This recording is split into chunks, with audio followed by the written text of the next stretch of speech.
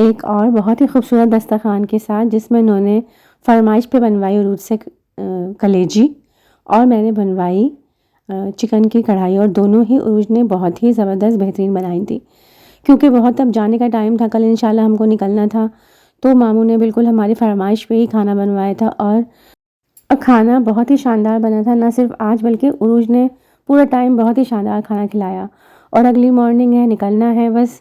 हाँ, आज के टाइम जो होती है वो मिली-जुली सी कैफ़ियत होती है। खुशी भी थी, आने की बहुत खुशी थी, लेकिन जाने का दुःख बहुत ज़्यादा होता है।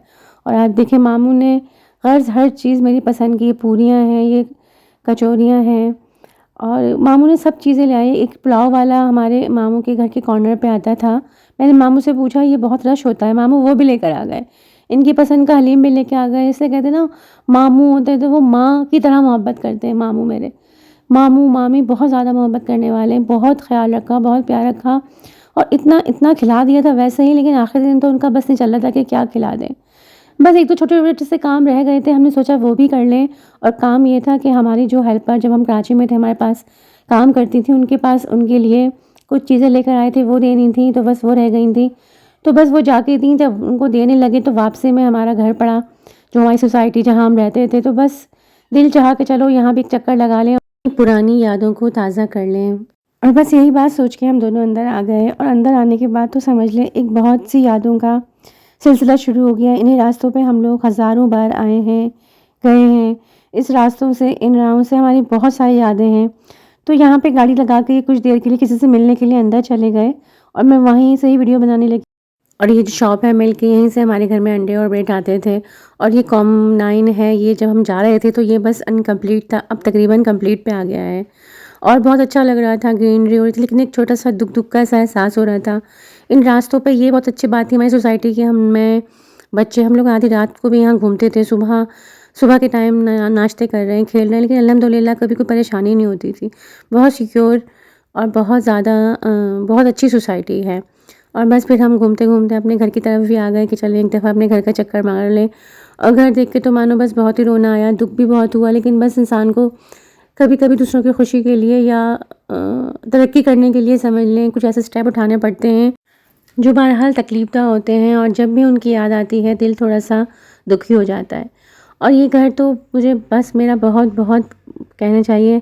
इसकी एक-एक चीज़ देखें, गमले जो लगाए हैं आपने मेरी शुरू की वीडियोज़ में देखे होंगे, ये सब गमले अपने हाथ से लगे हुए हैं। यहाँ की एक-एक चीज़ हमने अपने हाथ से लगाई थी ये, और मैं ही नहीं, इन्होंने भी बहुत ज़्यादा इन गमलों पे ना वक़्त लगाया था। बहुत सारे पौधे हम लोग खुद ख़रीद के लेके आए थे, अंदर की चीज़ें, अंदर का इंटीरियर।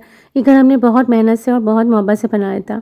लेकिन ख़ैर इंशाल्लाह इस्लामाबाद में भी घर बनाएँगे, और बस ये आमना की दोस्त का घर है, और माशाल्लाह से वो भी बहुत अच्छा बन गया है। और बस हम इन्हीं यादों को एक दुखी दिल के साथ, एक बहुत सारी यादें लेकर बस यहाँ से निकले, इसलिए कि हमें जाना था, आज निकलना था, और इन्हीं यादों में बहुत ज़्यादा देर जो हो चुकी थी।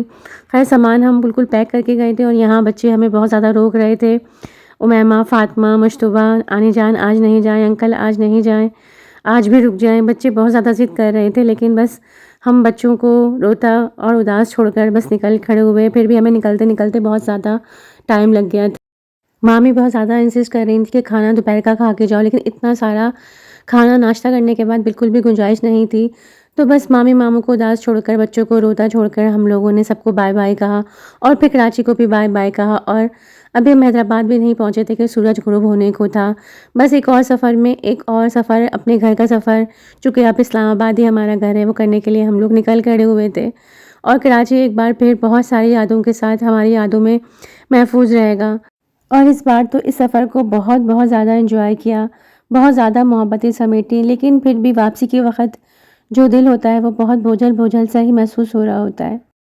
कराची में बहुत सारी यादें हमसे जुड़ा हुआ कराची का साथ है।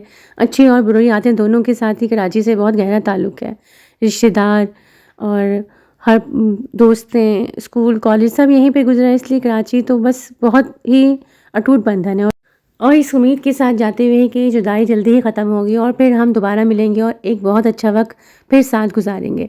और बस इस यादगार सफ़र में, चूँकि आप भी मेरे साथ रहे हैं, लेकिन वो लोग जिन्होंने अभी भी चैनल को सब्सक्राइब नहीं किया है, वो जल्दी से जाएँ, चैनल को जाके सब्सक्राइब करें, और बेल आइकन को ज़रूर प्रेस करें, ताकि मेरी आने वाली वीडियोज़ का नोटिफिकेशन इनको मिल जाए।